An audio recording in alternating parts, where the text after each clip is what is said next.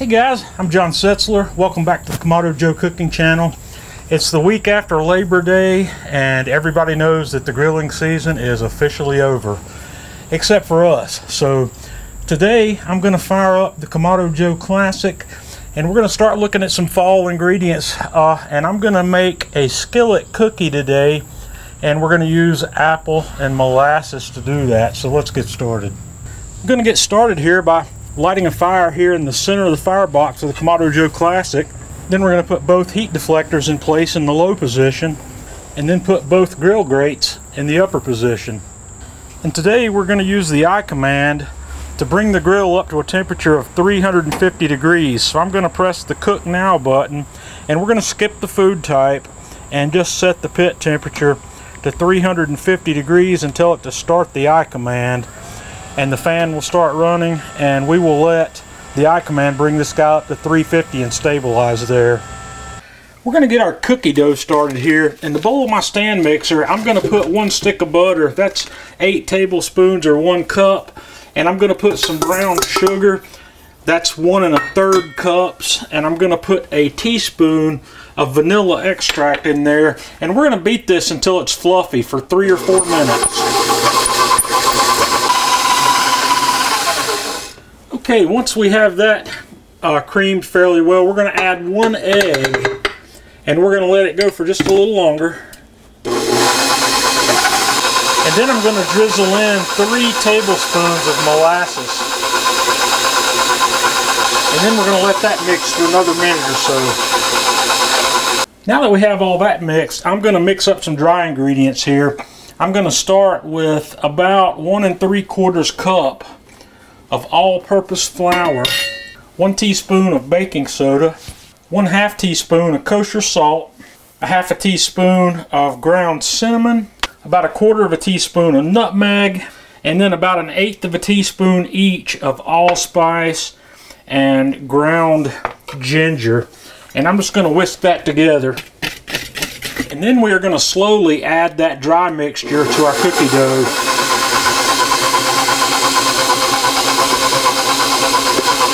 And then we have that all in there. We're just going to let that beat until it's all combined. And when that's completely combined, we're going to stir in 1 cup of the old-fashioned oats and 1/2 cup of coarsely chopped apples. And we're just going to let that mix until it's just combined. Now I have a 10-inch iron skillet that I've greased with butter and put some flour in, and we're going to take our cookie dough and transfer it to this skillet.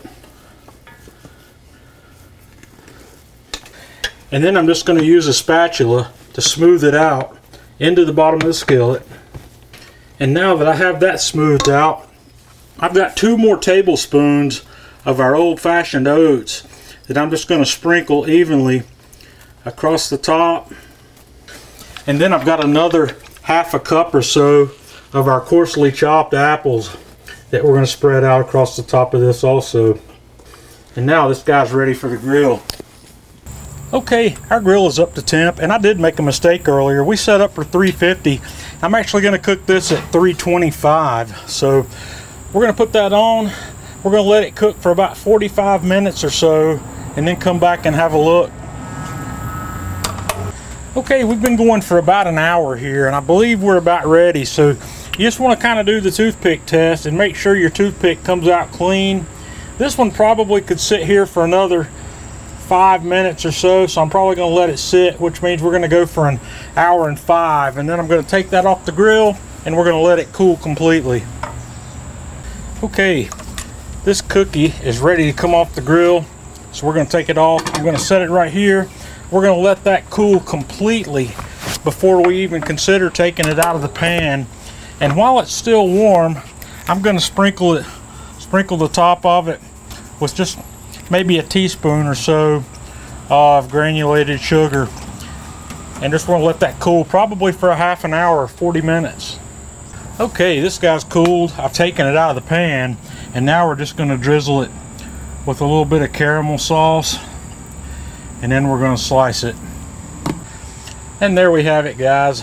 this is ready to serve. You can get 8 to 10 to 12 big pieces out of this. It's a really delicious recipe. So put this on your fall dinner table. Give it a try. Let me know what you think. Join us on Facebook, facebook.com/Kamado Joe. Follow us on Twitter @Kamado Joe. And until next time, this is John Setzler with the Kamado Joe Cooking Channel.